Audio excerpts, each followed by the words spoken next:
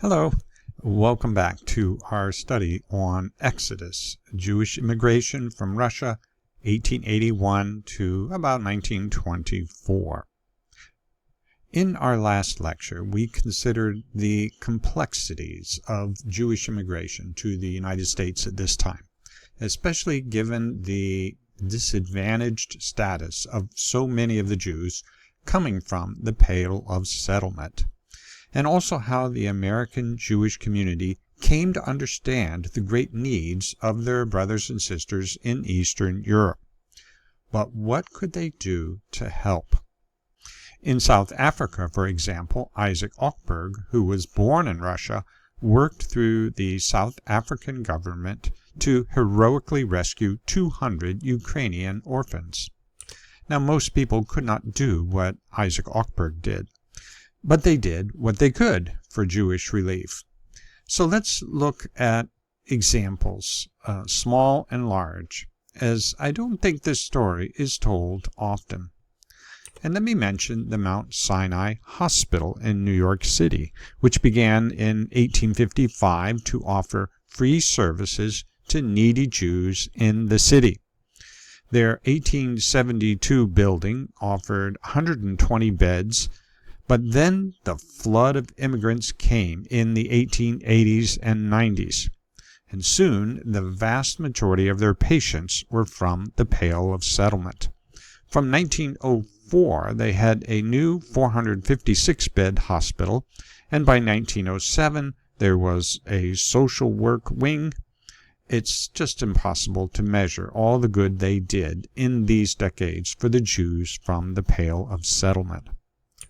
The Russian-American Hebrew Association of New York was founded in 1905 by Adolf Moses Radin, who had emigrated from Eastern Europe in 1886. One of the many things they did was to print an edition of the Declaration of Independence and the Constitution to help Americanize these new Jewish immigrants in Hebrew, English, and Yiddish. The United States Hebrew Charities was organized in 1874, at a time when there were only 60,000 Jews in New York City. Well, that would change soon. They grew along with the needs and changed their name in 1926 to the Jewish Social Service Association. There were a number of specific charities also funded by the United Hebrew Charities, for men, for women, children, orphans, to pay for fuel costs, for job training, for transportation, even what they called then ladies lying in, which meant after women gave birth, a postpartum time of recuperation. I had to look that up, what that meant, ladies lying in. Many of the Jewish charities actively encouraged Jews to consider traveling to another city, joining other Jewish communities there, because of the crowded conditions in New York. Well, how crowded? The Jewish section of Manhattan's Lower East Side grew to 542,000. By 1914, the Lower East Side was about 1% of New York City's total landmass, but yet was populated with a sixth of their people. The population in the Lower East Side was greater than the whole city of Detroit at the time. And there you would hear a lot of Yiddish, though the Jewish children quickly learned English. So it's said when parents spoke to children in Yiddish, they answered in English. And because of this, there came a saying, in America, the children bring up the parents. In the Jewish quarter, Yiddish literature, music, and theater flourished. By 1918, there were about 20 Yiddish theaters in New York City, with plays like The Russian Jew in America and Exile from Russia. There was also the Hebrew Immigrant Aid Society, formed by Russian Jews in Manhattan, New York in 1881 to help Jews escaping from Tsarist Russia. And let me quote, this is kind of a long quote here from their website history section. Founded as the Hebrew Immigrant Aid Society in 1881 to assist Jews fleeing pogroms in Russia and Eastern Europe, HIAS has touched the life of nearly every Jewish family in America and now welcomes all who have fled persecution. From our beginnings, in a storefront on the Lower East Side of Manhattan, a group of American Jews organized to provide much-needed comfort and aid to thousands of Jews fleeing waves of anti-Semitic riots. While those who arrived were refugees, people who were being killed in their homelands because of who they were. The world did not yet have a legal concept for people who needed refuge outside their homelands. Isn't that interesting? This last statement is very helpful. We had no precedent for this kind of refugee status. All right, well, let me continue this quote. HIAS provided meals, transportation, and jobs for the new arrivals to Manhattan. A shelter was established on the Lower East Side, providing dormitory space, a soup kitchen, and clothing to any needy Jew. HIAS established a bureau on Ellis Island in 1904, providing translation services, guiding immigrants through medical screenings, arguing before the boards of special inquiry to prevent deportations, and obtaining bonds of guarantee employable status. We even installed a kosher kitchen, which provided more than 500,000 meals to new arrivals on Ellis Island. HIAS also found relatives of detained immigrants. 600 immigrants were detained during just 1 month in 1917 because they had neither money nor friends to claim them. HIAS was able to locate relatives for the vast majority of who were then released from Ellis Island. Wow. What would the Jewish immigrants have done without HIAS? Now, I'm sorry for such a long quote, but this is so helpful, I think, in fleshing out some of the many specific services needed then for the Jewish immigrants. The Educational Alliance was an expansion of a settlement house from East European Jews in New York City. In 1889, they created vocational programs for the many Jewish immigrants. And as we've said, this was so needed because the Jews in the Pale were vocationally restricted.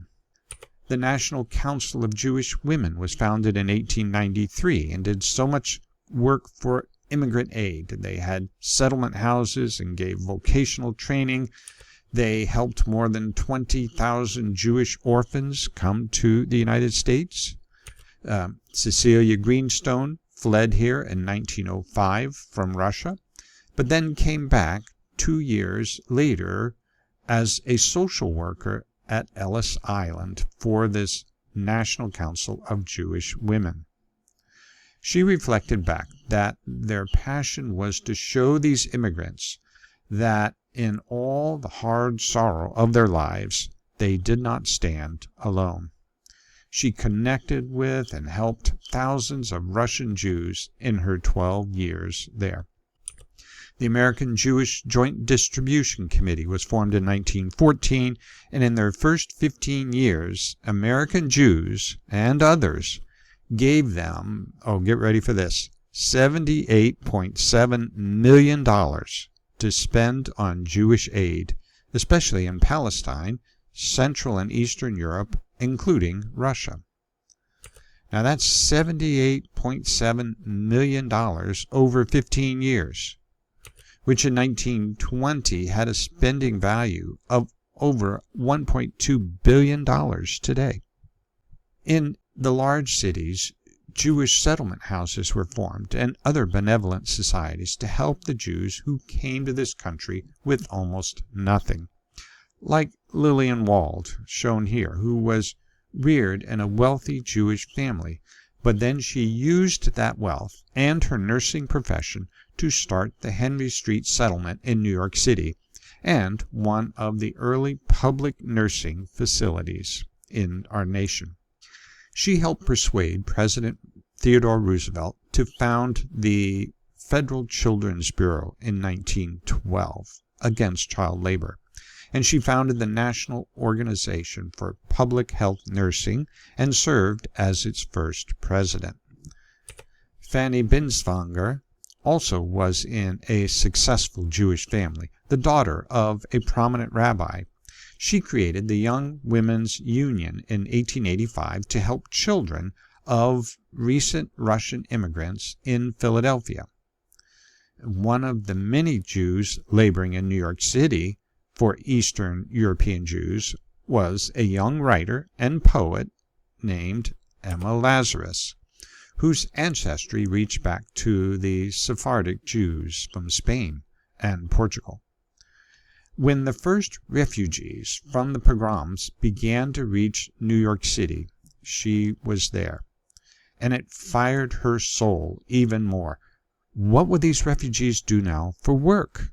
So she helped found the Hebrew Technical Institute in New York in 1884 to provide vocational training. This historical plaque on the building notes one of the first technical high schools in the United States. But Miss Lazarus, her most formidable weapon in this cause was her pen.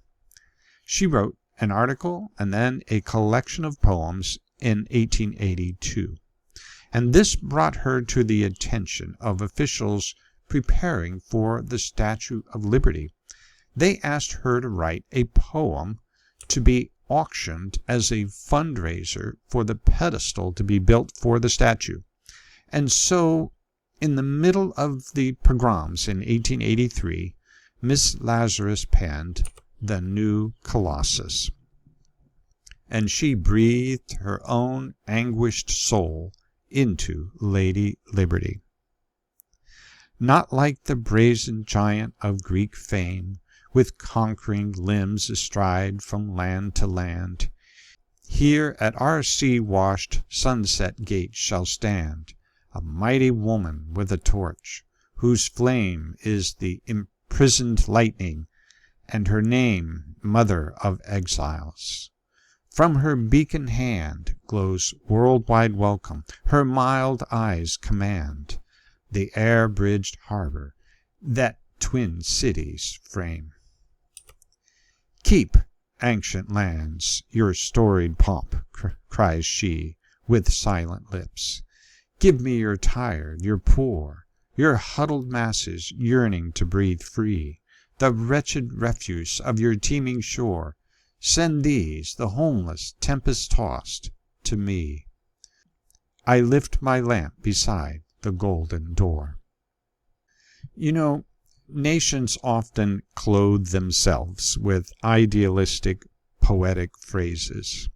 But what Miss Lazarus graced us with was so grounded in the author's personal experience, and it's so gritty and real because young Emma regularly had her arms around the tired, the poor, the homeless, Jews in her case. So when she scratched fountain pen to paper in the 1883 poem, which was later bronzed on the Statue of Liberty, there was no person more worthy and fitting to do so, because she lived those words. And by the way, knowing something of the life and ministry of Emma Lazarus helps us to understand why she used such, well, call it unflattering language to describe the immigrants. Tired, poor, wretched refuse of your teeming shore, homeless, tempest-tossed. No, that certainly does not describe many of the immigrants to America then, but it was appropriate for those extremely disadvantaged Jews from the Pale of Settlement. She wrote this for the promotional booklet. She did not know it would be bronzed on the base of the statue. One of Israel Balin's earliest memories is of his home burning in Siberia, Russia, from a violent pogrom. Israel arrived at Ellis Island in 1893 at age 5. Taking the name Irving Berlin, he put Emma Lazarus's poem to music. in the only song he wrote without also writing the lyrics. It's such a beautiful song. If I had a singing voice, I would sing it for you. In so many ways, the Jews outside of Eastern Europe channeled their talents and energies toward this cause. Artists captured the anguish of Jews on the run from pogroms. I love the artistry of Samuel Herzenberg, like his The Black Banner here from 1905. Of the two terrified faces that face us, that's looking at us, the one on the left is the artist himself, if you look above the word banner. He was so identified with their suffering as to place himself with them. Also, his exile from 1904. Marysi Minkowski from Poland was happily painting landscapes and portraits until he witnessed a pogrom in 1906, and then he turned his art toward the crisis, like this painting in 1910 after the pogrom, where we see homeless women and children taking a short break. It so well captures how demoralized and confused they were. Where would they go? Was there any place to escape anti-Semitism? Here's his young exiles. And another. And the homeless. Morris Topchevsky lost 4 of his brothers and sisters in a 1905 Russian pogrom. Abraham Manievich lost his son in a 1919 pogrom in the Ukraine. Here he depicts the destroyed community of the Jews in Kiev. Here is B. Baruch's The Baltic Railway Station, Expulsion of Jews from St. Petersburg, Russia, 1891. Here is the happy art Ernestine Friedrichsen normally painted. But here is what kind of art she did during these pogroms. And this is from K. Filkovich, Jewish Pogrom. And so many others used their artistic talents to help others connect with the terrible tragedies going on in Eastern Europe. They also wrote music.